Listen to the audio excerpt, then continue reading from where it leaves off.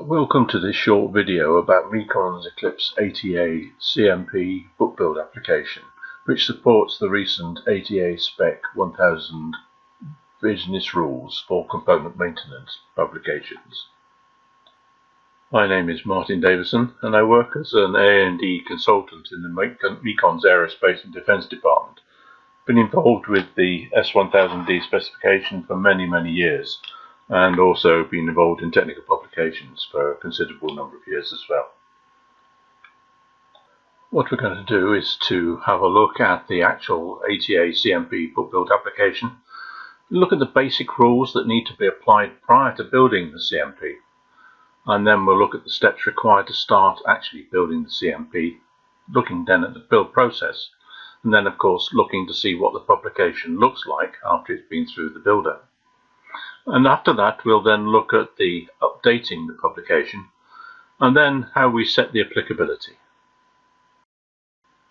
The ATA S1000D CMP Business Rules were published fairly recently, and they contain this publication, of which you can see the front cover here, contains the business rules for the ATA S1000D component maintenance publication. You can get them from the address shown. Now, I need to point out that as far as Eclipse is concerned, it is not the same as the Airbus A350 CMP. That is a much tighter specification. This one is very easy to achieve. This application is very much tailored to the ATA business rules. And as a result, the user has actually very little control over the output itself and what it looks like. This is in complete contrast to the Eclipse BookBuild for S1000D application, where the user can configure a lot of what can and cannot be included in the output. This table here flags up the various items that you can see, and they're the references here to what the actual CMP business rules are based on. And you can see the basic fact is the ATA iSpec 2200. Which covers, as one of its things, the component maintenance manual. We could also have another publication which is to do specifically with the civil aviation attribute values. Then you've got to look at the end cage and cage codes, and then of course the overriding S1000D specification itself. Now I do recognize that most people who are coming into the ATA CMP area already have some experience of the non-digital, if you like, aspect, the non-structured view. What we have here, we're going to run through some of the basic rules that actually you need to be aware of when you're actually starting to work with the CMP. Now, of course, prior to starting the build, must make sure that all the data modules comply with the ATA CMP Business Rules. If you're using the Eclipse S1000D for FrameMaker application, this is relatively easy to achieve by going to the Preferences, the ATA CMP, and clicking the Issue 4.2 button. This will ensure that only those elements and attributes that are allowed are actually used. In common with the CMM applications, the publication itself comprises of information sets. Of course, not all of the information sets actually need to be included, and really it depends on the actual component maintenance publication that you're going to do. The structure of the CMP is determined by a publication module, which may or may not contain the information sets shown on the right here. And so that we can actually help you to get familiar with the actual application, we provided you with two sets of test files, and these are the ones that are used in the video. The first set of files contains a publication module, and the structure itself is driven by the PM entry elements. These cause the automatic generation of divider pages, and the title on the divider page is determined by the PM entry type attribute value. And the values are given in S1000D specification and modified in some way by the ATA CMP publication. Before we start, there are a couple of things which we need to get sorted out. The data modules themselves will be in the same folder as the publication module, and the graphics can be in any folder as long as the path is that specified in the associated data modules. In the CMP publication, the publication module is mandatory. That's what you need to use to set up the publication itself. Now, the publication module consists of PM entry elements, and in this particular configuration, there are two levels of PM entry elements. It's defined in S1000D specification and in the ATA CMP. At the high level, for example, which we're showing here from the structure view of FrameMaker, there are, in this particular file that we're looking at, there's 4 PM entries. These are the high level ones, and inside those PM entries are all the other areas. But you can see from that front matter and introduction, functional and technical description, that sort of thing, it's all there. What we're showing here is this second page block, extended structure. And you can see that we've got PM entry at the top there, which is that functional and technical description one. But within those, we have other ones, description of function, technical description, and diagrams and schematics. And inside those are, of course, the data modules associated with those. But of primary importance here is the fact that the PM entry type attributes must be set correctly. These are given in the CMP and also in the S1000D specification.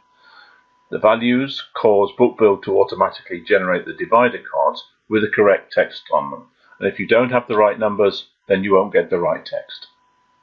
Now, having set the ground rules, so to speak, what we're going to do now is to look at the steps required to start building a CMP using our application. So here are the steps. First, of course, you have to start the application. And one of the first things you need to do after having started is to define the publication module history folder. Now, BookBuild needs to generate the correct change information in successive revisions of the CMP publication. Now, the point is there's no means of doing that within the document itself, so BookBuild needs to keep a separate history of each publication. And of course, having done that, you obviously need to select the publication module of the CMP that you're going to do. And if appropriate, you need to select the applicability. And then, of course, the third step is build the CMP itself. What we're going to do now is to have a look at the build process. We'll look at that in two parts. The first part is where we get it all started, and then we'll have a break and go to the actual final stage where we actually see it finishing off and then looking at the PDF file. In the following example, I demonstrate the location of the PM history folder, and I do it using a built-in file manager. But it must be remembered that once you've selected it, the application remembers where that is, so there's no need for a search folder again.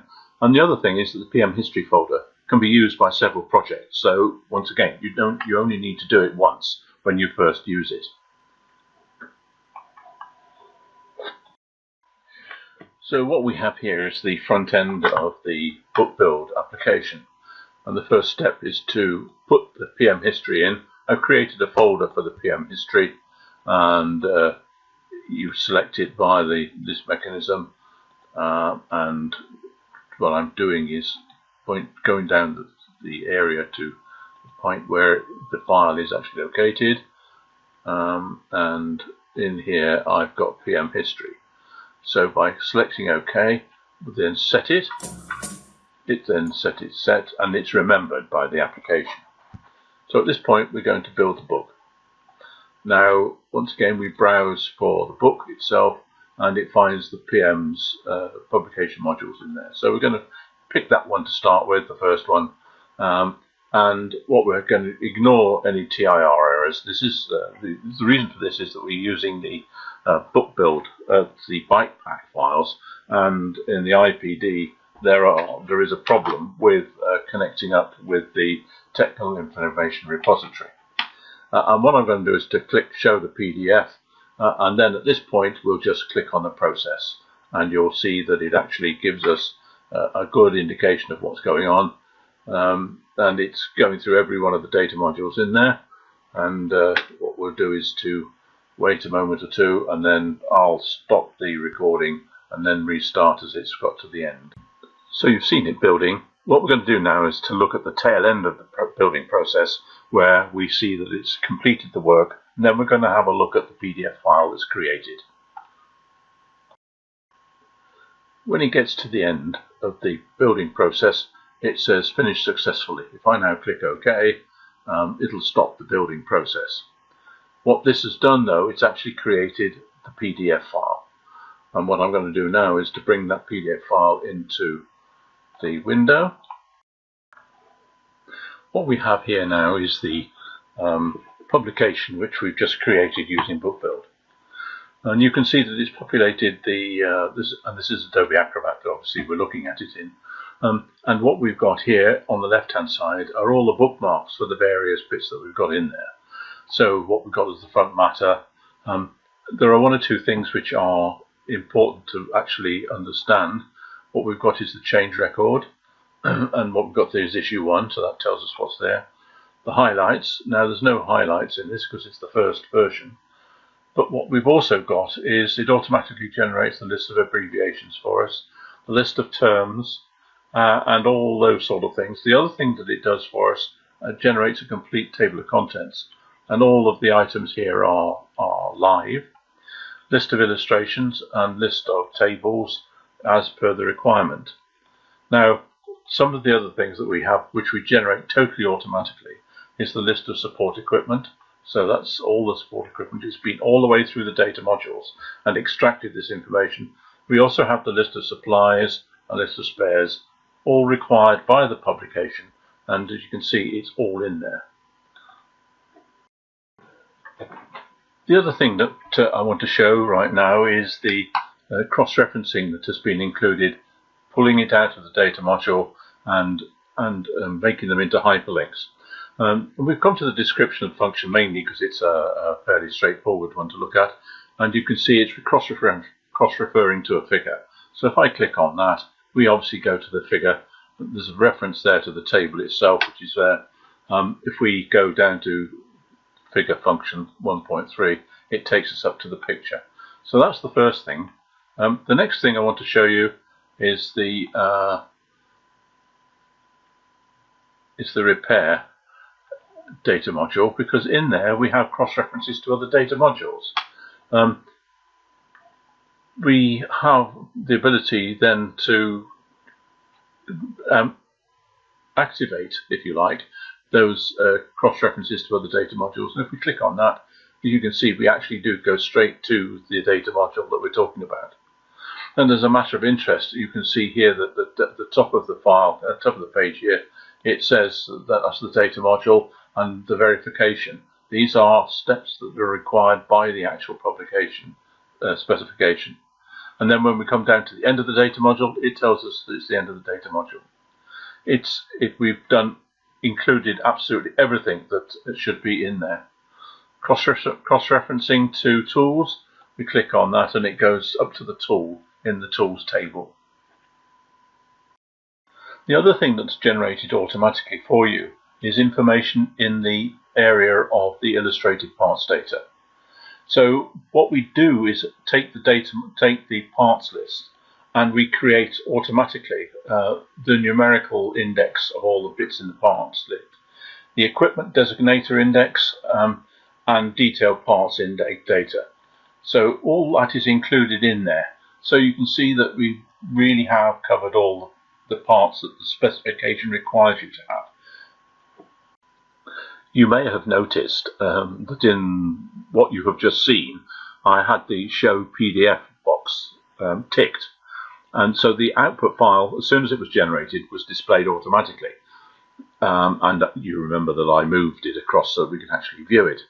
If this box isn't ticked, then you'd need to locate the project folder and open the PDF file from there. Publishing the publication is very straightforward. You just open up the next version of the publication module and process it again.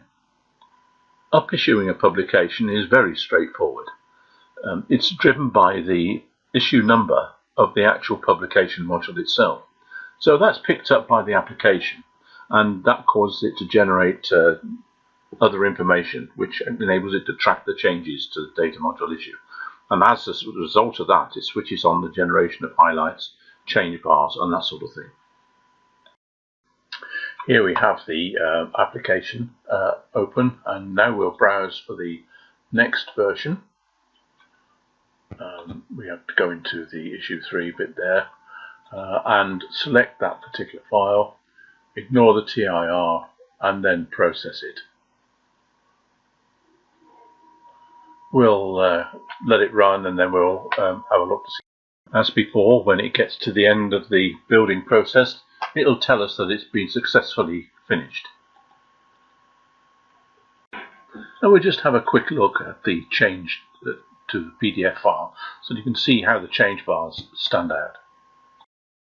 And what we have here is just one page of the PDF file that was created just now.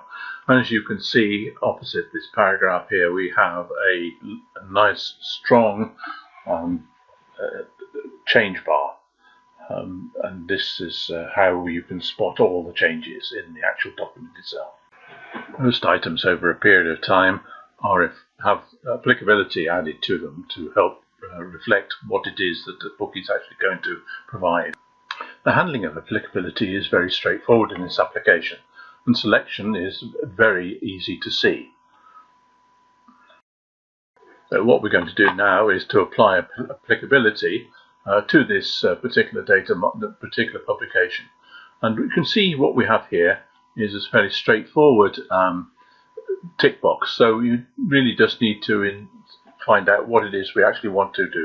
What I'm going to do is to accept that I want to do applicability based on this center one here. So I just deselect and then set it in motion, and then we just do the process again.